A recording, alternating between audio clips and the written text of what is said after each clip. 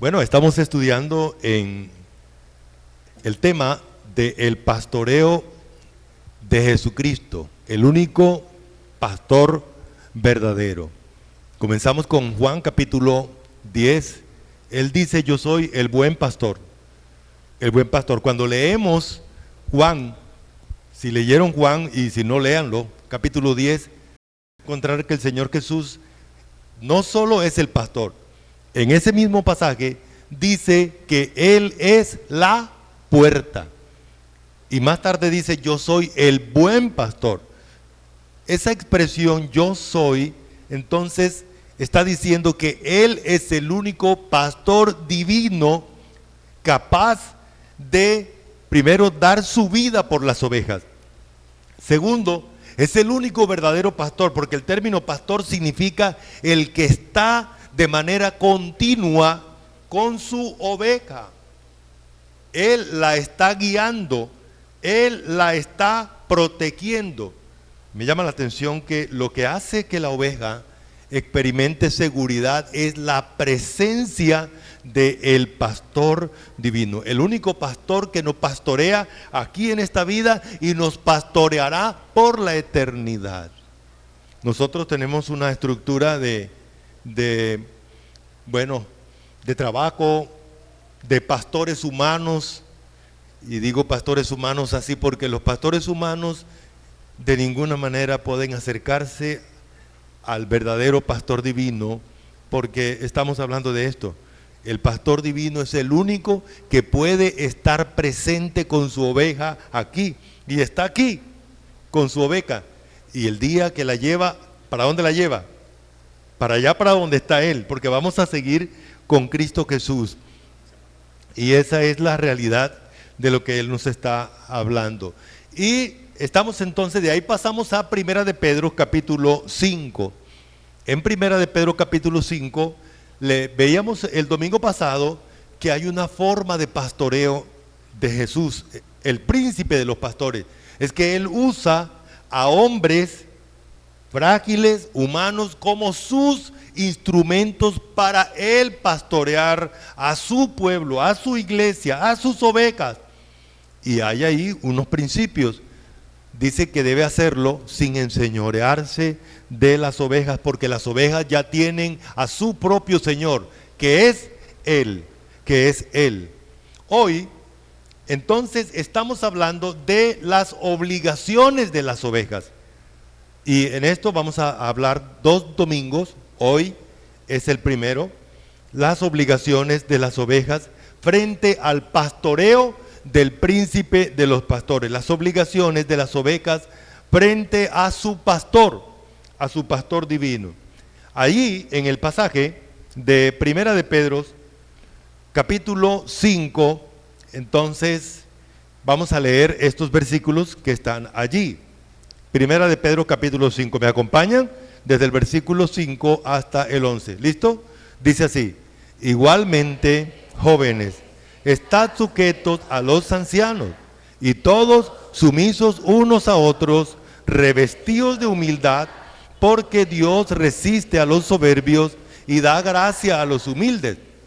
Humillaos pues bajo la poderosa mano de Dios, para que Él os exalte cuando fuere tiempo, echando toda vuestra ansiedad sobre Él, porque Él tiene cuidado de vosotros.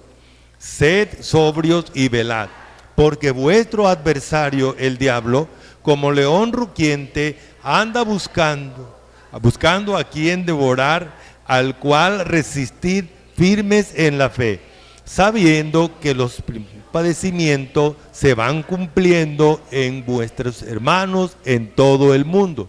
Mas el Dios de toda gracia, que nos llamó a su gloria eterna en Jesucristo, después que hayáis padecido un poco de tiempo, Él mismo os perfeccione, afirme, fortalezca y establezca.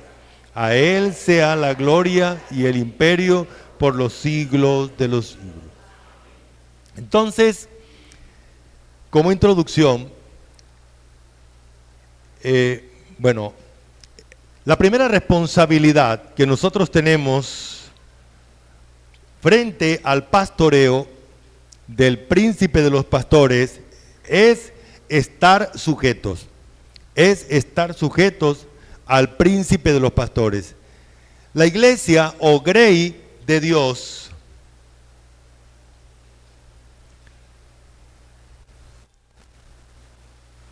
la iglesia es un rebaño, es un rebaño.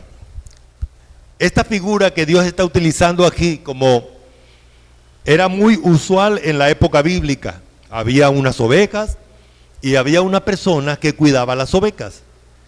Dios usa esa ilustración vivencial para hablar que nosotros ahora somos ovejas. Somos ovejas. Bueno, otra de las cosas importantes que Dios nos hace ver es que las ovejas verdaderas de Jesucristo, según San Juan capítulo 10, son ovejas porque oyen a su pastor, oyen a su pastor. Las que no son ovejas no oyen a su pastor. ¿A quién oyen? ¿A quién oyen las que no son ovejas? A los lobos, a los asalariados, a los ladrones, a los salteadores. Ahora en Primera de Pedro nos llama la atención que hay un adversario, hay un enemigo que está ahí pendiente de hacerle daño a las ovejas. Y aquí en este caso sí lo descubre completamente. El diablo. El diablo. Y frente a eso, las ovejas tienen que protegerse. Tienen que protegerse.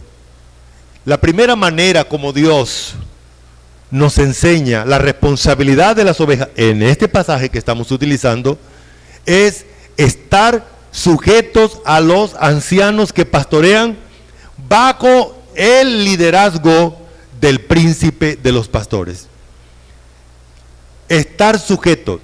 Otra vez, los ancianos son las pastoras, los pastores humanos que Dios utiliza, que Cristo utiliza para pastorear.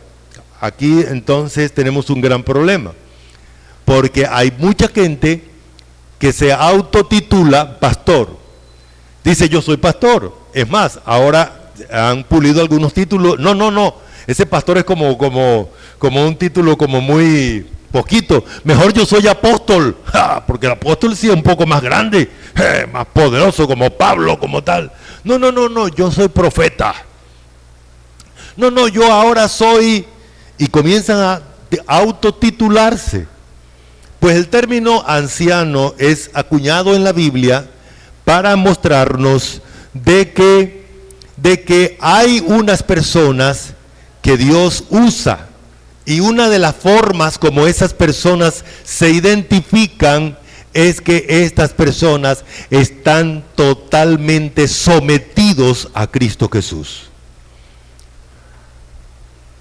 Otra vez, una persona que diga que es pastor, pero vive medalaganariamente, no es pastor, es un lobo vestido de pastor. Es un asalariado.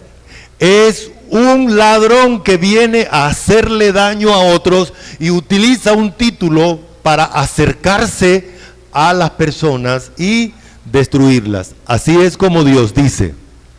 Si estamos, eso lo hemos visto ya en este proceso. Entonces, cuando la Biblia nos enseña que debemos estar sujetos a los ancianos que pastorean, ¿qué significa estar sujeto? Bueno, vamos a recordar un poquito.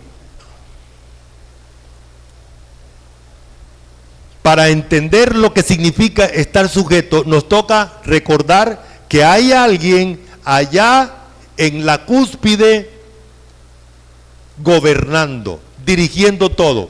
Otra vez, para poder indicar que hay un gobierno. La Biblia dice que allá en el cielo, Él está gobernando. ¿Dónde está Jesús en estos momentos? ¿Dónde está Jesús en estos momentos? El Hijo de Dios, por supuesto. ¿Dónde está? Sentado en el trono al lado de Dios el Padre. Y el Padre agarró todas las cosas y se las entregó a Él y le dijo, usted es el Señor de señores. Cuando la Biblia dice estar sujeto, significa que yo debo reconocer que hay una administración, hay alguien que está dirigiendo, hay alguien que está gobernando, hay alguien que tiene el dominio, y ese se llama Jesucristo. Ahora, que Él va a utilizar a algunos seres humanos que Él mismo ha puesto en la administración, eso sí, es diferente. ¿Estamos? Pero estar sujeto significa entonces reconocer la autoridad de Jesús, el Hijo de Dios. Que Él me está cuidando por medio de hombres llamados ancianos o pastores humanos. Eso es lo que yo debo reconocer. Cuando la Biblia dice, está sujeto a los ancianos, está diciendo eso. No se puede, no, yo tengo que estar sometido, sujeto a mi líder. Pero si tu líder te está diciendo cosas que son contrarias a Cristo Jesús, entonces ese no es tu pastor verdadero. Y esa sumisión que tú estás debiéndole a esa persona no es una sumisión a Cristo, sino más bien es una rebelión a Él. ¿Sí estamos? ¿Otra vez? Porque es que hoy en día se ha difundido esto. No, es que tú no puedes decirle nada porque este es el ungido de Dios. Y entonces no puedes meterte con él. No, Señor. Si yo soy pastor, la única función mía aquí es estar sometido a Cristo para que Cristo me use a mí en el cuidado de su iglesia. ¿Sí estamos? En el cuidado de su iglesia. Pero yo no tengo derecho de ir a llevar a la iglesia a mi propio capricho, eso no es permitido. El único Señor de la iglesia se llama Jesucristo. Cuando la Biblia dice entonces, y se utiliza esto, es que la Biblia dice, está sujeto a vuestros pastores. Sí, pero mire, si es alguien que viene a imponerme su voluntad, su capricho, ya ese no es el pastoreaje de Cristo. Porque Cristo no lo permite, ya lo leímos, ¿verdad? Dice, no como teniendo señorío sobre los que están a vuestro cuidado, sino siendo ejemplos de la grey. Aún si yo en algún momento intentara desviarme del pastoreo de Cristo, y bueno, como ya ahora la Pierre me reconoce como pastor, ahora venga, hay que hacer esto como yo quiero. Usted tiene que tomar la decisión. Ese no es el pastoreo de mi Jesús, el que dio su vida por mí. Así que apártese de ahí, porque yo estoy sometido es a mi Señor. Entonces, estar sujeto es seguir la dirección del príncipe de los pastores por medio de los pastores humanos. Estar sujetos, entonces, es la manera de yo estar oyendo a mi pastor verdadero, que es Jesús. Entonces, estar sujeto es reconocer que los que representan a Cristo aquí están representando su autoridad. ¿Y cómo lo hacen? Lo hacen estando sometidos a Cristo Jesús, estando sometidos a su palabra. Estar sujeto es seguir la voz del príncipe de los pastores por medio de los pastores humanos. ¿Sí estamos? Entonces, esa es mi responsabilidad como oveja. La primera responsabilidad es estar sujetos por medio de aquellas personas que Dios utiliza. Otro, el mismo versículo dice, y todos sumisos unos a otros. ¿Cómo es eso? ¿Cómo es eso que podemos estar sumisos? Otra vez, no vaya a desligar la palabra sumisión. ¿Qué significa la palabra sumisión? Que hay un orden. El rebaño del Señor tiene un orden. Ese orden es que Él es el único Señor. Y la única voz que se oye y que se debe obedecer es la de Él. Ese es el orden. Que si bien Él usa seres humanos para dirigir a su iglesia, A esos seres humanos no les permite enseñorearse ni abusar de su grey. Ser sumisos unos a otros. El sometimiento mutuo surge de pensar humildemente. ¿Cómo me someto al grupo? Me someto al grupo cuando yo pienso como Cristo Jesús. Me someto al grupo cuando pienso que yo solo soy una oveja. Me someto al grupo cuando yo pienso que mi tarea aquí en la iglesia es obedecer, servir a otros. Pero aquí no hay derecho para que mi ego salga a relucir y que se haga como a mí me parece. No, es que a mí no me gusta esto, es que a mí no me gusta. Hermanos míos, al orgullo de nosotros le gusta los escenarios, buscar show. En la iglesia verdadera de Jesucristo no hay espacio para el orgullo humano, porque el orgullo humano es adversario de Dios. Si recuerden que fue por el orgullo que el diablo se volvió un ángel hermoso, el querubín protector, y se convirtió en diablo. ¿Por qué? Por el orgullo, por querer ser igual a Dios. Entonces, ¿cómo me someto yo? Como dice aquí, hermanos míos, en estos días que hemos estado estudiando acerca de la unidad, hermanos, la manera de vivir la humildad, la unidad es con humildad de pensamiento, pensando que yo soy miembro de una familia que dirige Dios, y mi tarea es obedecer a Dios, servir a Dios, sirviendo a los demás creyentes. Esa es mi tarea, nada más. Y que no hay espacio para que yo quiera ser el Señor de otros, porque ahí entraríamos en conflicto. En la iglesia no caben dos señores, ya hay uno, y le cuento que ese sí es poderoso. Ese sí es poderoso.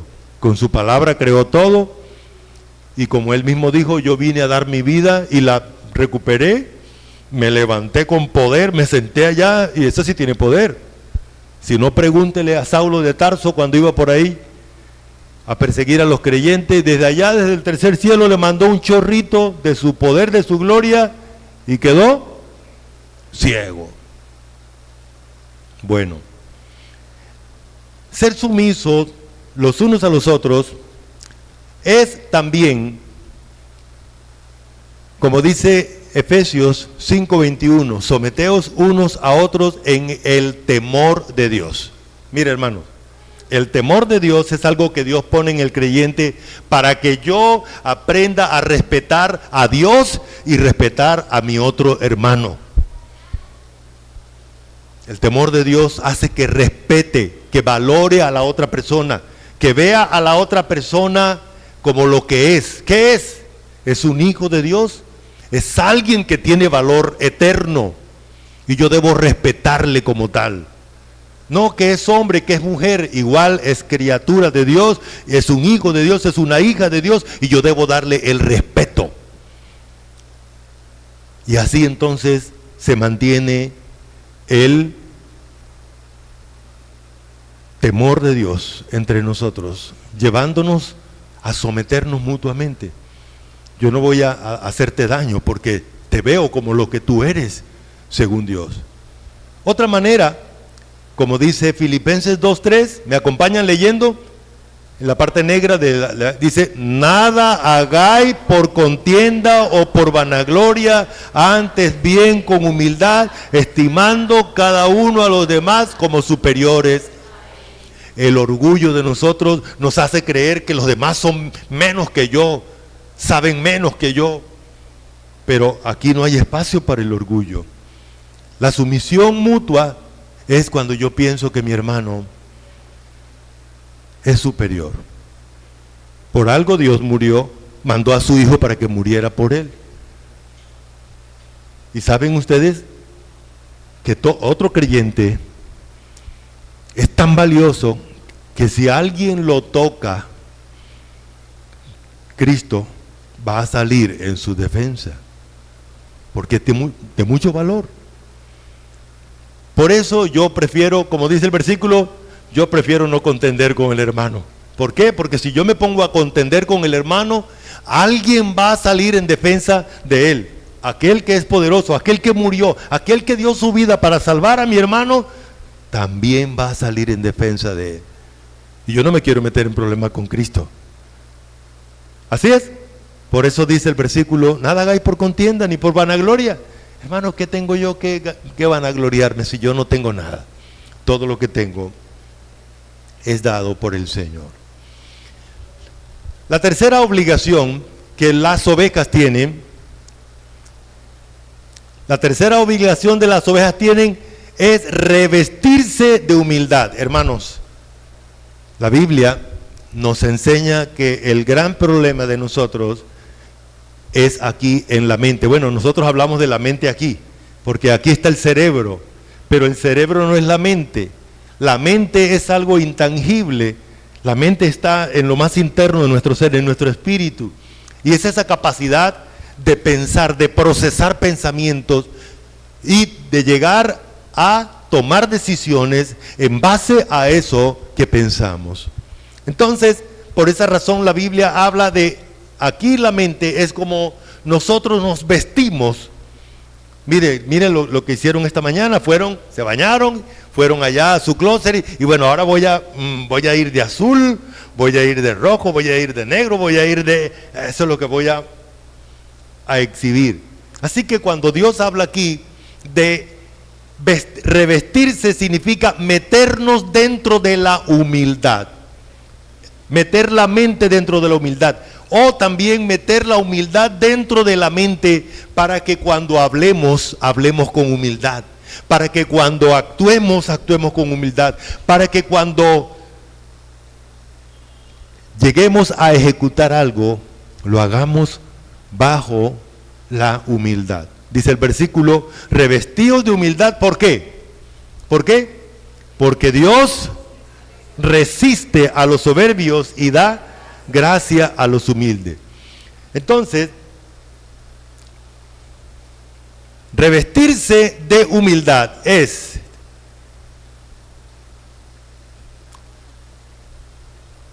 entonces pensar de manera humilde. Ahora, ¿por qué debo yo pensar de manera humilde? Porque si Dios ve que yo tengo pensamientos soberbios, vanagloriosos, egoístas, ¿qué pasa? ¿Qué pasa? Dios me trata como su adversario, porque yo estoy oponiéndome a Él.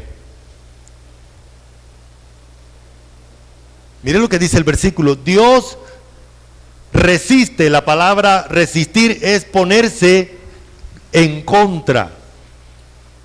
Ponerse en contra. Toda persona que permítame utilizar la expresión, que se fuma la droga, porque así es el orgullo. Se fuma la droga, el tabaquito del orgullo y se eleva en su pensamiento creyéndose más y mejor que otros y aún que Dios. Enseguida se hace adversario de Dios.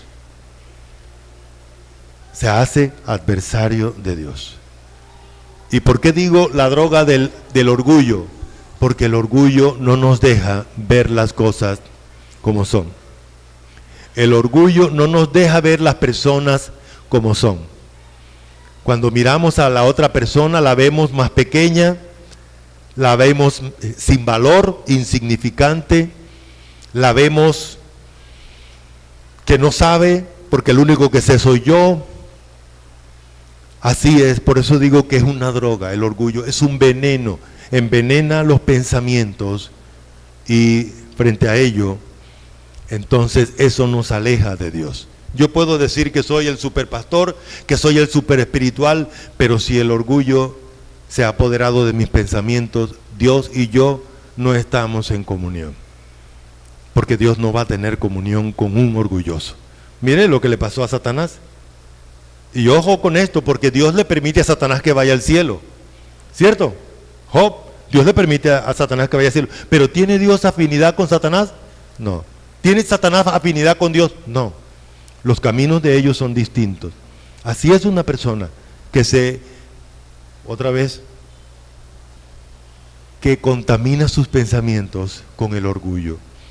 ¿Por qué? Porque Dios le da gracia y Dios se satisface en esa relación íntima, es con el que se humilla delante de Él. Solo hay dos opciones: soberbia, orgullo, vanagloria, egoísmo, egolatría, todo eso, o lo contrario, humildad. Solamente dos opciones. ¿Qué es un humilde? Un humilde que reconoce lo que es. Un humilde es una persona que se acerca a Dios y dice que Dios no desprecia a alguien que llega a Él con esa actitud. Alguien que llega con esa actitud. ¿Por qué debemos humillarnos? Porque humillarse es reconocer mi condición frágil, humana, caída. Mire, hermanos, si alguien no se humilla, no reconoce que es pecador. Si alguien no se humilla, no reconoce que necesita a Dios. Si alguien no se humilla, cree que Él lo puede todo. Si alguien no se humilla, está lejos de Dios. Y por último, en este orden de pensamientos, humillarse bajo la poderosa mano de Dios. Vamos a leer estos dos versículos y quiero pedir que las damas lean el versículo 6 y los varones le contestan a las damas cómo es que se humilla uno delante de Dios. ¿Listo? Damas, dice así: humillaos bajo la poderosa mano de Dios, para que Él os exalte cuando fuere tiempo, echando toda vuestra ansiedad sobre Él, porque Él... Hermanos, la humildad se evidencia aún en la manera como enfrentamos nuestras dificultades. Dios es el pastor, Él es el que está pastoreando nuestra vida, Él está guiando mi vida. Y en ese sentido, humillarse es reconocer el poderío de Dios. El único que tiene poder es Dios. Voy a darle una clave. Hoy hay una teología que se ha metido en la mente de las personas. Tu palabra tiene poder, y es que lo que tú dices, tú tienes una cosa. Dígale al sol que se caiga para ver si se cae. Hermanos, nosotros somos simple y llanamente personas, seres humanos, criaturas, que dependemos de Dios en todos los aspectos de la vida. Dependemos de Dios. No dependemos de nuestro poderío porque no lo tenemos. Así es. El que sí tiene palabra de poder es Dios. Con su palabra creó los cielos. Con su palabra la va a volver a quitar. La quitará. Quitará los cielos, la tierra. Y con su palabra lo va a volver a hacer. Porque esta creación va a ser reemplazada por otra nueva. Ese sí tiene poder. Y aquí está su palabra. Aquí está su palabra. Esta palabra sí tiene poder. Creerla me quita el pecado y me da vida eterna. Ese sí tiene poder, yo no.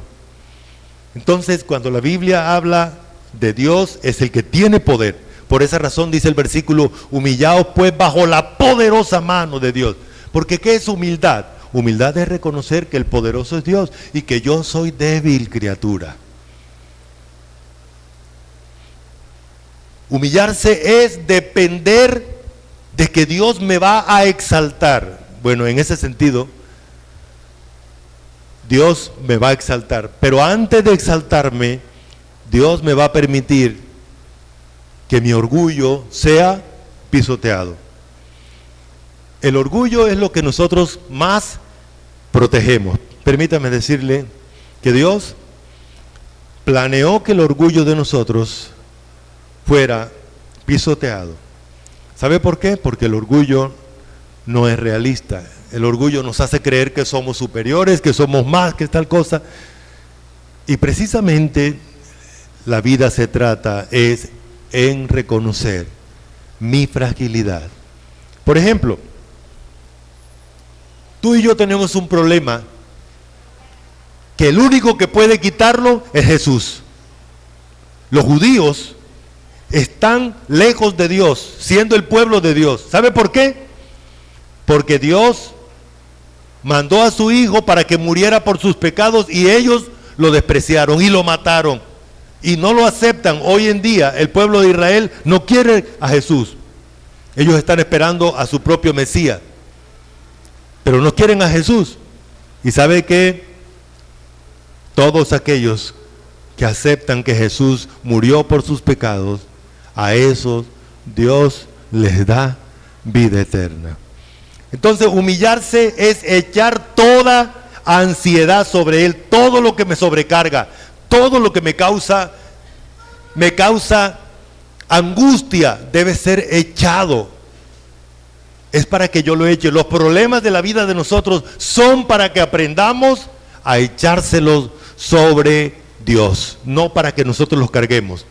Dios nos diseñó y no permite los problemas para que los problemas nos lleven a la enfermedad física, psíquica, sino para que aprendamos a depositarlo sobre Dios. Humillarse es reconocer que Él es el pastor. ¿Y qué hace el pastor? ¿Qué hace el pastor? ¿Qué hace el pastor? ¿Qué hace el pastor? Cuida sus ovejas. ¿Me cuida o no? Y cuando muera, ¿me cuida o no? Claro, me lleva al redil celestial. Me lleva al redil celestial. Conclusión entonces. Jesús es el príncipe de los pastores. Él es el que nos está pastoreando. Él es el que nos pastorea con su poder, con su presencia continua. Él es el que pastorea a la iglesia suya por medio de seres humanos que son limitados, que no pueden estar todo el tiempo con sus ovejas, pero Él sí, Él sí. Entonces, ¿qué es ser oveja de Cristo Jesús? Ser oveja de Cristo es oír. No todos los que dicen ser ovejas de Cristo son ovejas de Cristo. Las ovejas de Él oyen su voz y siguen a su pastor divino. Allí es donde te invitamos a reflexionar. ¿A quién estás siguiendo tú? ¿A quién estás oyendo tú? ¿Estás seguro que Jesús es tu pastor?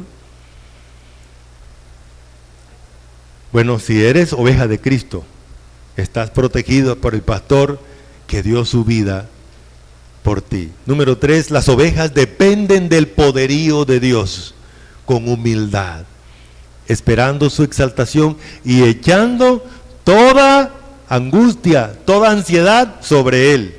¿Por qué? Porque Dios tendrá o tuvo, tiene.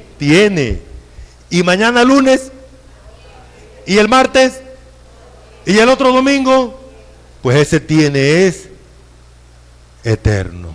Él va a cuidar de mí desde la eternidad y hasta la eternidad. Amado Señor, gracias por tu palabra. Gracias porque ha sido expuesta y porque tu palabra no vuelve vacía. Eso lo dices tú, lo creemos con toda certeza. Gracias por cada persona que has traído esta mañana. Gracias, Señor, porque pastoreas nuestras vidas de manera perfecta.